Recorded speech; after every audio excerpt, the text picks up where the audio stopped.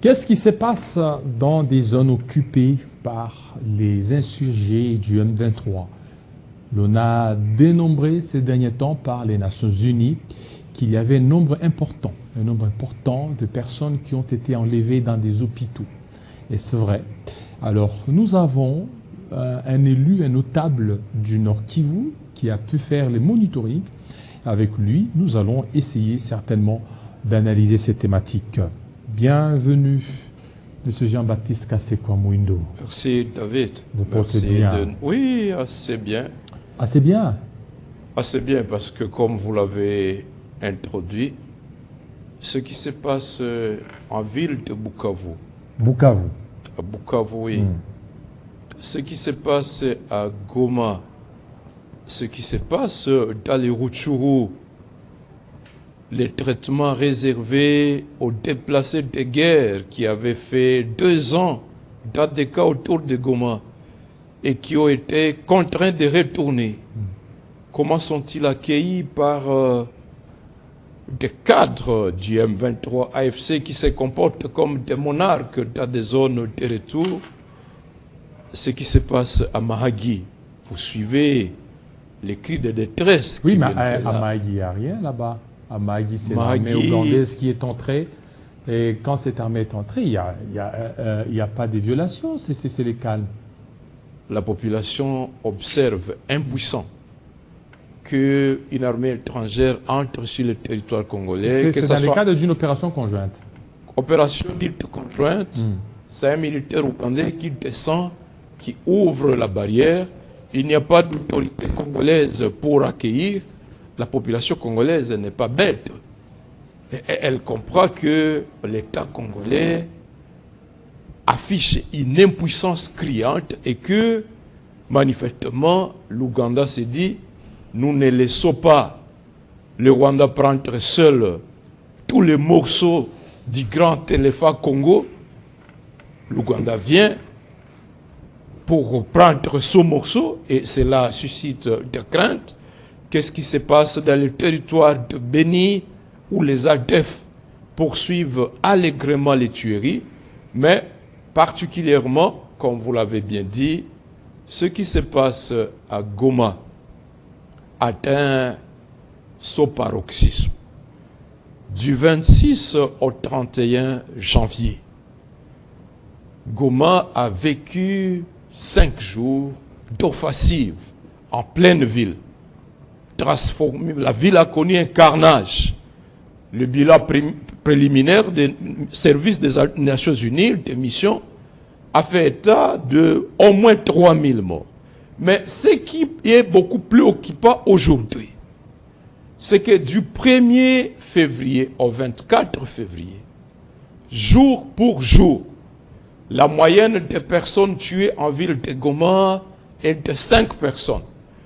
Le monitoring sommaire que j'ai fait, à 24 jours, 107 cas de personnes tuées par balle. 107 cas. 107 cas, 24 jours, vous divisez, vous avez 5 personnes tuées par jour.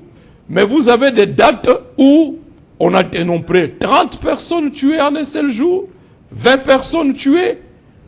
Ça crée l'émoi, ça crée l'angoisse. À titre illustratif, le 6 février, au quartier Bujovu, 5 personnes ont été tuées, dont 3 enfants et leurs parents, c'est-à-dire un couple. La maison est complètement exterminée. Le 10 février, au village Kiziba 2, le chef de groupement a été tué avec 3 de ses enfants et une femme qui est adulte, qui rendait visite à la famille, tous tués. Le 13 février, le célèbre artiste Delcat Idengo a été tué à Goma, pleine journée, et le même jour, 4 autres personnes sont abattues. Le 14 février, 10 personnes, dont 6 au quartier Office, 4 dans le quartier Ndoshu. Des quartiers éloignés les uns des autres, mais on voit des hommes en armes arriver et tirer à bout portant. Le 16 octobre, 20 personnes tuées. 16 février. 16 février. Okay. 20 personnes tuées, dont 9 au quartier Mugunga, 11 au quartier Ndoshu. Ndosho, c'est parmi les quartiers les plus meurtris. Jour pour jour, vous y dénombrez au moins 5-10 personnes tuées. Le 21 octobre, c'était l'hécatombe. Au moins 30 corps. Des jeunes gens abattus derrière les camps Katindo, froidement. Les occupants n'ont pas nié être les auteurs de ces carnages. Le 24 février, 10 personnes tuées, dont 6 à Ndosho encore et 4 à Mugunga. Ainsi de suite. Et vous l'avez si bien dit. Et pourquoi d'abord ces tueries avant qu'on ne poursuive? Il y a de ceux qui disent ceux qui sont tués seraient des bandits, des voleurs à main armée, qui auraient pris des armes pour commencer à traquer les paisibles citoyens, et que dans leur patrouille, ces insurgés ont tiré sur eux. Je vous ai parlé de ces couples tués dans son domicile au quartier Boujoubou. Les chefs coutumiers aussi. Je vous ai parlé de ces chefs de village.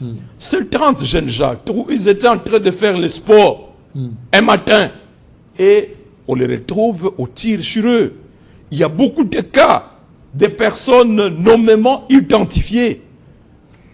Au centre-ville de Goma, il y a 2 semaines, les militaires du M23, armée rwandaise, arrivent, ils exigent de la sentinelle qu'on leur remette les clés des contacts de 3 voitures. Les sentinelles veulent tergiverser et au tir à bout portant, 3 personnes sont tuées. Donc, on ne peut pas justifier cela par le fait que ce seraient des bandits armés. Non.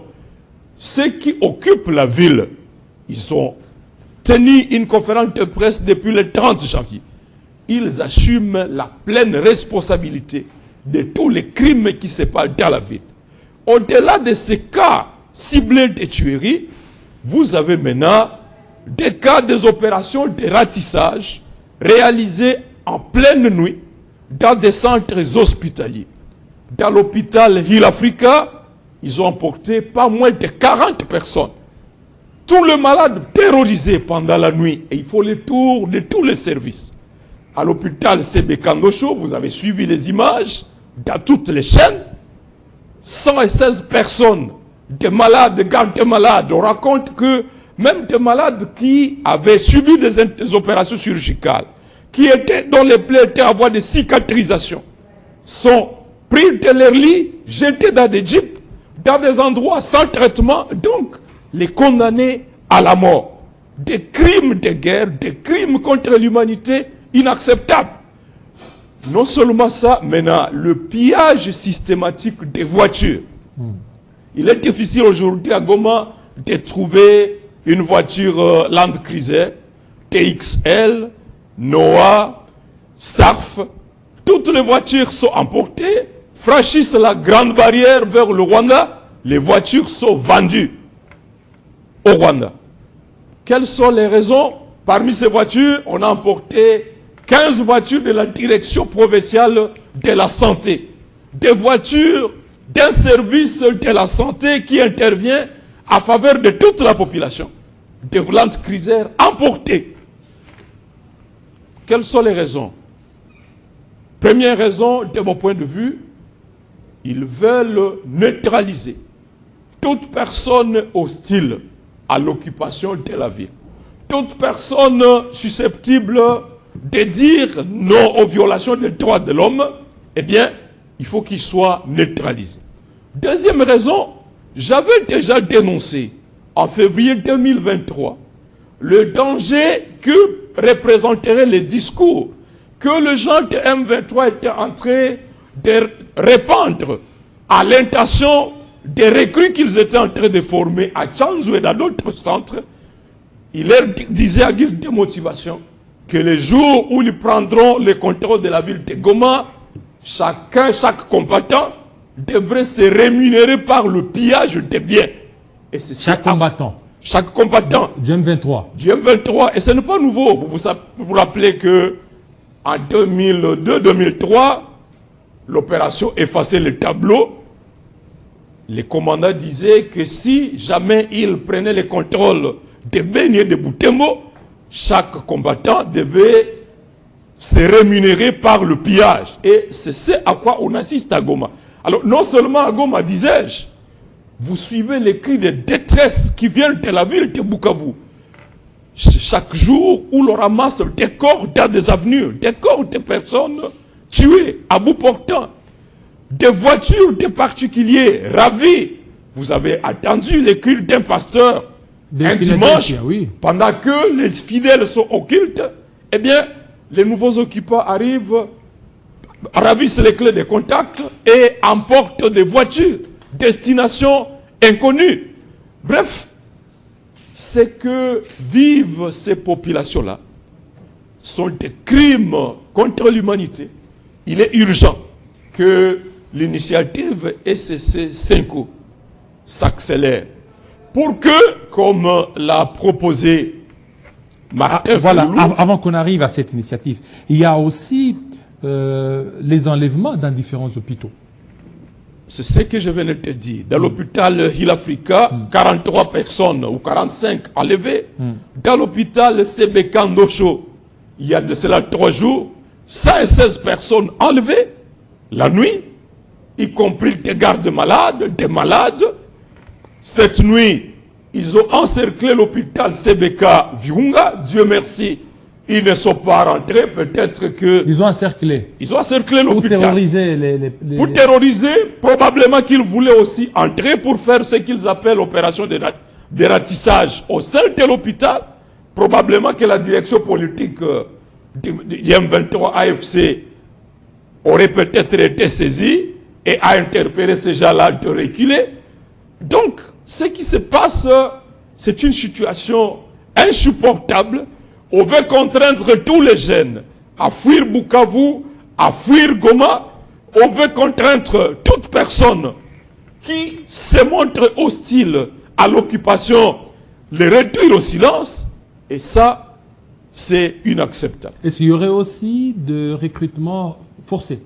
Alors, les enfants qui avaient déjà commencé à fréquenter les chemins de l'école ont été alertés par des mouvements de jeeps de militaires M23 autour des écoles. J'ai appelé ces jours-là pour savoir si effectivement il y aurait eu des élèves qui auraient été emportés. Dieu merci, les différents préfets contactés ont affirmé qu'il n'y avait pas des élèves qui auraient été emportés. Néanmoins, des jeunes sont arrêtés dans leur maison, enlevés et destination inconnue. On se pose la question, où sont-ils? Sont-ils détenus dans des cachots du M23? Sont-ils emportés vers les camps de Rumangabo pour le centre de formation? Eh bien, ceux qui occupent la ville doivent répondre à ces préoccupations légitimes des populations. Alors, la situation devient de plus en plus dure. Alors, qu'est-ce qu'il faut? Alors, il n'y a pas 4 chemins. Félix a proposé ce dilatoire d'un gouvernement d'union nationale. Et ça me dit que vous êtes déjà partant, hein, surtout avec le dernier discours de Martin Fayoulou, un discours conciliant, pas trop radical. Et déjà, les gens voient en Martin Fayoulou un futur Premier ministre. Ça, c'est exclu d'abord. Exclu. Martin a lancé un appel à notre frère Corneille Nangaa, un appel à l'ancien président Joseph Kabila, un appel à Félix Tshisekedi, un appel à tous les Congolais, un appel à l'SCC 5 pour dire notre priorité politique absolue doit être la réconciliation, la cohésion nationale.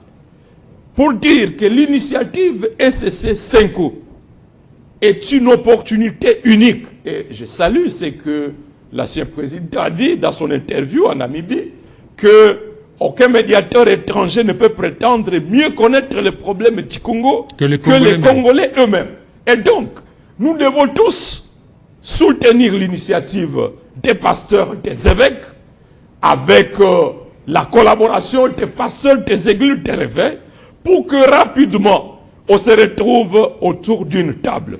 Et Martin Fayoulou a proposé 4 questions majeures qui constituent notre cahier de charges. Première préoccupation, comment nous recouvrons l'intégrité territoriale de notre pays? le sommet de Dar es Salaam ne nous a pas apporté la solution. Mais est-ce qu'autour d'une table, si nous mettons d'accord, toutes les parties prenantes, ne pouvons-nous pas urgemment trouver des mesures identiques à celles de la conférence des chefs d'État de la CIRGL le 24 novembre 2012, où il avait été décidé rapidement que le M23 se retire de Goma, et ici, on demanderait qu'il se retire également de Bukavu et de toutes les zones environnantes. On demanderait que la sécurité des aéroports de Kavumu, de Goma soit assurée par une force neutre. On discuterait rapidement de comment le cessez-le-feu est respecté comme des mesures préalables à la décrispation de la situation dans l'entretemps. On discute de toutes les questions qui fâchent autour de la réforme de notre armée, de la reconstruction d'une armée véritablement républicaine, efficace, puissante, qui défende l'intégrité territoriale de la RDC. Deuxième question, dit Martin, nous devrions discuter rapidement de la question des droits de l'homme. Parce que parmi les causes à la base de la violence qui poussent plusieurs personnes à prendre les armes, ils évoquent des violations légitimes des droits de l'homme. Que ce soit à Kinshasa, dans le sud Kivu, à Minembwe, à Fizi, dans les Katanga, dans l'Ituri, partout à travers la République, est-ce que nous pouvons débattre de cette question-là? Troisième préoccupation, dit Martin, nous devons discuter de comment nous arrêtons la gabegie financière. Est-ce qu'il est inacceptable que des individus détournent 300 millions, 400 millions, pendant que le pays ne sait pas rémunérer significativement ses agents de renseignement, ses policiers, ses enseignants, ne sait pas construire des routes? Ça crée de la révolte. Dernière question, dit Martin, nous devons réfléchir autour des réformes électorales. Réforme de la CENI, de la loi électorale, de la Cour constitutionnelle, pour garantir à tous les Congolais le droit de participer à des élections transparentes, libres, et autour d'une table, il est possible que, à peu de temps, les Congolais, les parties prenantes, se mettent d'accord autour de ces questions-là. On arrête la guerre parce que personne n'a le droit d'administrer la mort aux Congolais, quelles que soient ses revendications. La raison d'être de la politique, c'est de trouver des solutions pacifiques à toutes ces revendications, à toutes ces revendications, disais-je, et autour d'une table ronde, sous l'initiative des évêques et des pasteurs, nous estimons que nous pouvons rapidement trouver un consensus. Mais lorsque Félix parle de gouvernement d'union nationale, mais est-ce que le gouvernement FCC cache de 2019 a trouvé solution au problème du pays? Le gouvernement Union Sacrée. Parce que dans le gouvernement Union Sacrée, il y a même un ministre de l'opposition. C'est ce qu'ils disent. Ils ont même qualifié ce gouvernement de warrior. Mais la situation n'a fait que se détériorer. Félix lui-même fait partie du problème.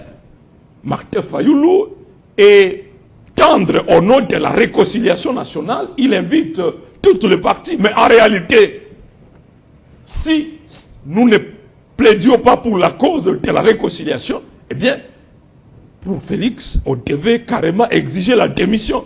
Mais nous disons, ce n'est pas le moment de tirer les uns contre les autres. Le pays est en danger.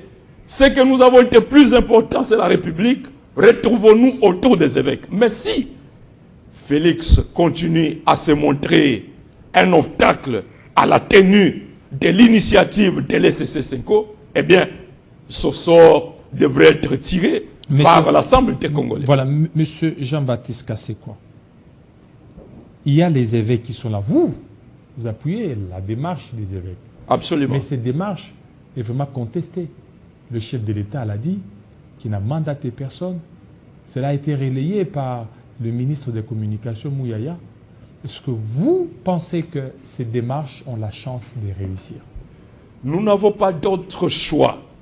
Félix ne peut pas revendiquer de contrôler un processus de résolution du problème alors qu'il n'a pas été capable de défendre l'intégrité territoriale. En 2019, janvier, il a hérité d'un pays qui comptait effectivement les 145 territoires.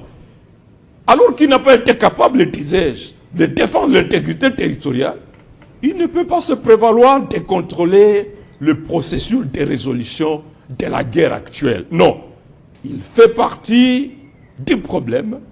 S'il estime que son initiative de gouvernement d'union nationale constitue la solution, qu'il dépose son cahier de charges auprès des évêques et autour d'une table, nous allons discuter de tous les points de vue et de cela, nous allons requalifier la gouvernance de notre pays, nous allons recadrer la marche des institutions et par cette requalification-là, par la restauration de la confiance entre tous les Congolais, nous allons sauver notre pays et nous allons reprendre le chemin de la reconstruction nationale. Alors, on a vu Martin Fayulu aller voir Jean-Marc Akaboun, tout ça, c'est dans le sens de renforcer l'opposition. Pas seulement renforcer l'opposition, Jean-Marc, c'est ce qu'il connaît, Mike Moukebaï, sont des compatriotes injustement incarcérés. Il y en a tant d'autres, les Alessi Wako, députés provincial du Nord Kivu et d'autres, et que les trois premiers aient été libérés.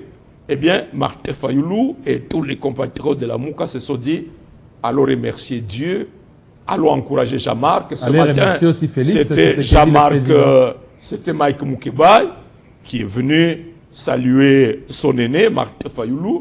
Demain ou après-demain, c'est vers cette Kikouni et nous allons continuer. Et vous aviez remercié aussi le chef de l'État, Félix Tshisekedi. Non, vous ne pouvez pas remercier quelqu'un qui, injustement, prive les citoyens de leur liberté. Mais c'est lui aussi qui a fait à ce qu'au lieu qu'ils puissent purger leur peine, il a abrégé leur peine. C'est comme ce qui se passe dans les cachots de la DEMIAP aujourd'hui.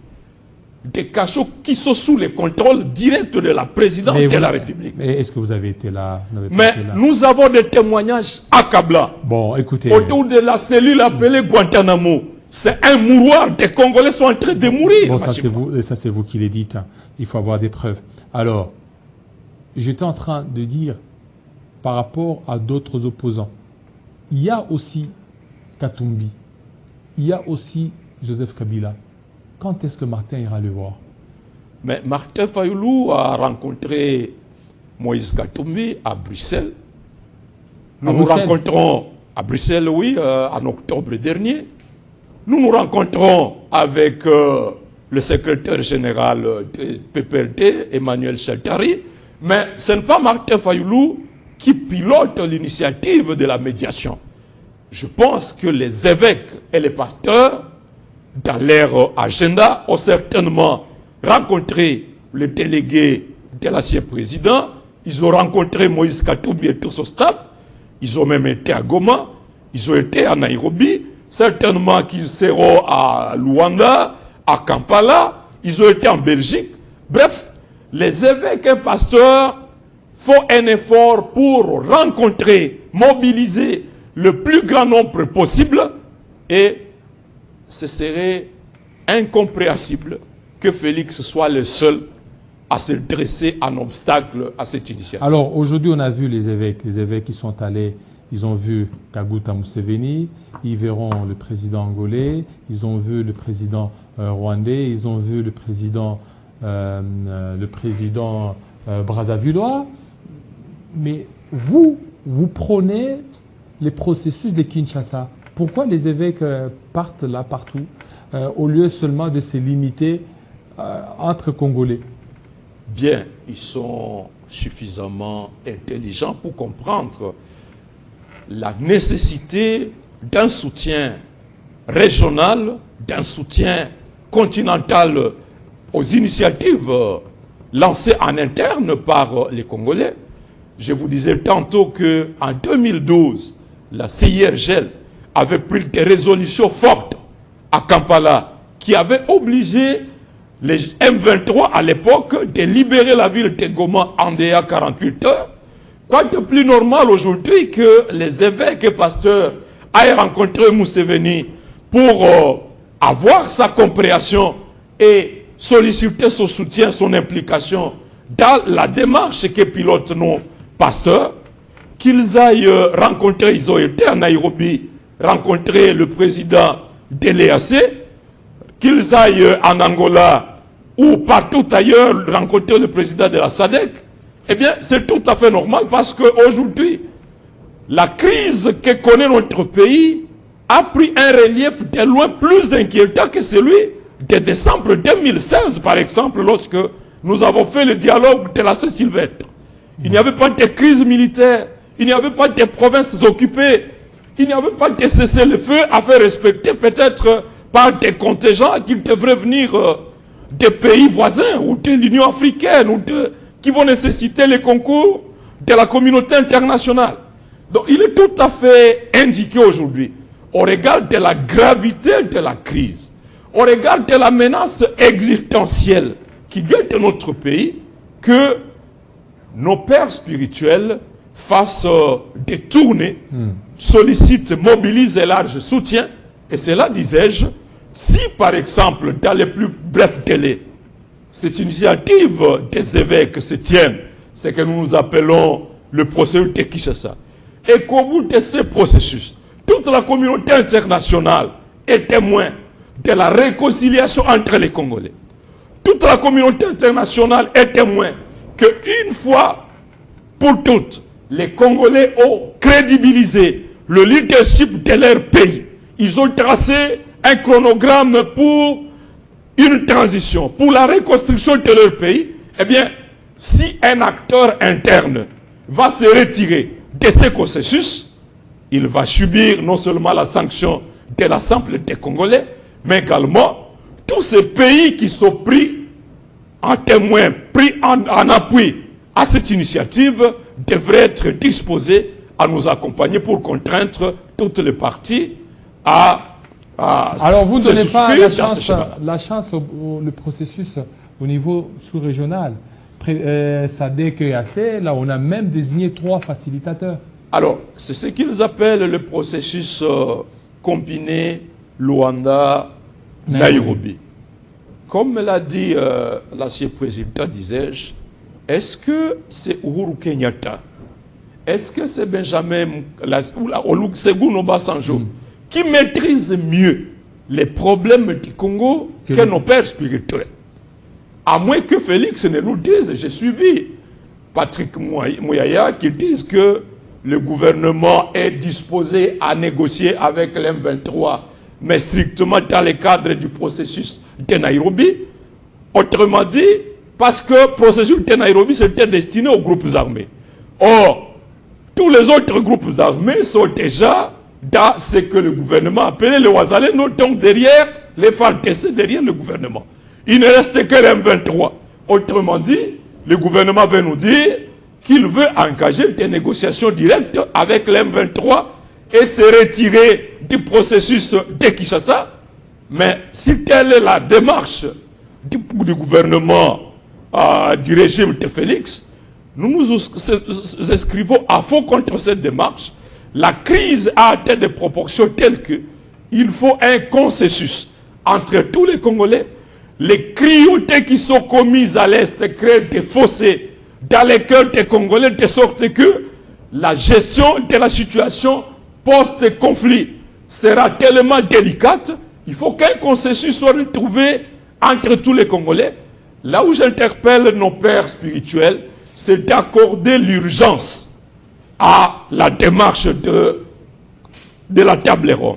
On n'a pas le temps de tirer les choses à long cœur.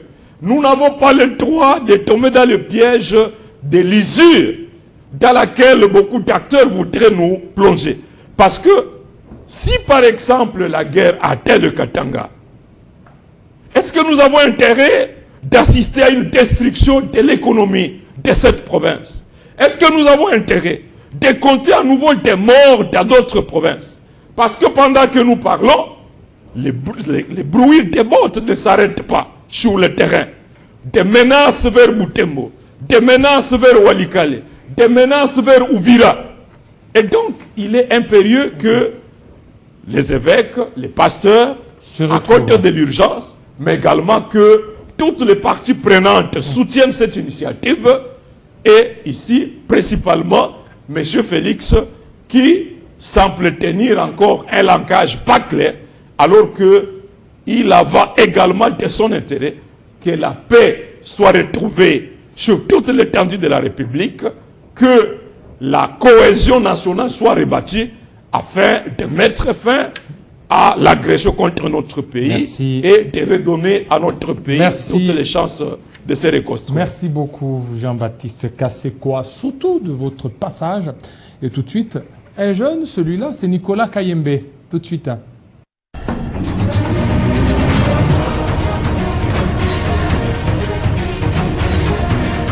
Tele 50, kioo cha bara la Afrika na cha dunia. Katika Jamhuri ya Kidemokrasia ya Kongo, Tele 50 inasimama na kutetea maadili na utajiri wa bara la Afrika. Tunaunga mkono taasisi za Kongo huku tukisherehekea utamaduni wetu, uzalendo na kujitolea kwetu kwa demokrasia. Chini ya mkurugenzi mkuu wa kituo cha habari na televisheni Jean-Marie Kasamba, tunakupa jukwaa linaloakisi utajiri na utofauti wa bara letu la Afrika. Jiunge nasi kwenye safari hiyo hiyo kupitia maadili ambayo yataunganisha